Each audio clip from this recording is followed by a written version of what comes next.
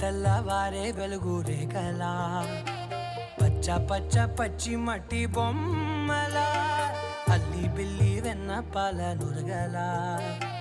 అచ్చ తెలుగు ఇంటి పూల కొమ్మలా